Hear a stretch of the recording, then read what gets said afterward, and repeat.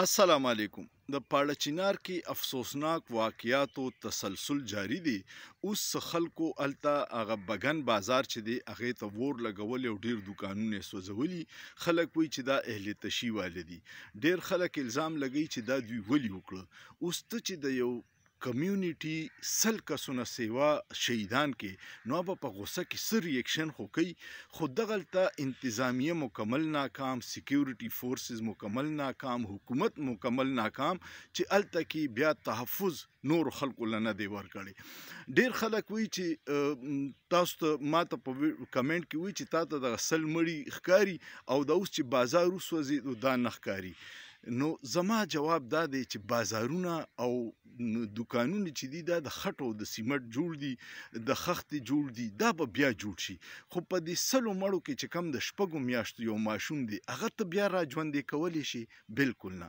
او څوک چې دا د دین په نوم د یو بل مری کټ کوي دوی د سره دین ویلی نه دی. کو چېرې دوی قرآن شریف په ترجمې سره ویلی نو په هغې کې خو الله پاک فرمایلی دي د یو آیات مفهوم دا دی چې تا یو کس قتل کو لکه پوره انسانیت چې د قتل کو، او یو کس ژوند چې د بچ کو لکه پوره انسانیت ژوند چې د بچ کو. نو که څوک د دې آیات په مفهوم صحیح معنو کې پوه شي اخو به چېرته مرغې مړه نه کي. دلته کې دوی مونږه د یو بل مری کټ کوو، سل کسان مړي کوو او دې ته د دین فتح وایو. نو دا ولې دي؟ ځکه چې مونږ دین نه دی ویلی، مونږ د خپلې فرقې تعلیم ویلی چې کم په نفرت باندې دی او هغې کې هر فرقې والا ته خپل ځان مسلمان ښکاري او بل ورته هر سړی کافر ښکاري او د هغه مرګ ورته جایز ښکاري. کو انسانیت ته وګوري نو دا ټول اته اربه خلک چې دي دا زمونږ دی یو الله پیدا کړي دي او الله دی رحمت للعالمین، د پوره عالم د پاره رحمت دی او رب العالمین دی، د پوره عالم د پاره رب دی. صرف د مسلمانانو رب نه دی، د هندو رب دی، د عیسائی رب دی، د یهودی رب دی، د سیک رب دی، د انسان رب دی. نو مونږ دغه د دین په تفرقه کې د فرقې په وجه باندې یو بل ته کافر وایو او وجلې جایز ګڼو. د دوکانونو نقصان هم نه دی پکار، خو د انسانانو نقصان ډیر زیات دی چې کم واپس نشي راتلی.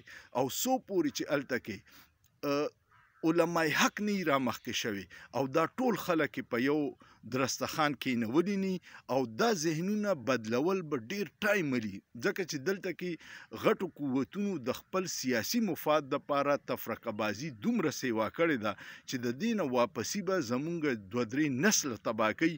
نو هله به ترې مونږ روزو، خو نن مونږ کوشش وکړو، نن مونږ په حق کې لار روان یو، کوم چې د تباهۍ ده د اصلاح طرف ته نه راځو. نو د خدای دپاره پوهه خلک د دې خلاف اواز چوت کې دین ډیر ښکلی دی، اسلام وپیژنئ، فرقې نه راوځئ، کافر د دې مسلې نه هم راوځئ. د الله لاره ده چې د الله رسۍ په مضبوطه سره ټول ونیسو او د دین خدمت وکړو، د خپلې فرقې خدمت نه. ستاسو څه خیال دی؟ سوچ پې وکړئ، په سوچ کې څه ګناه نشته.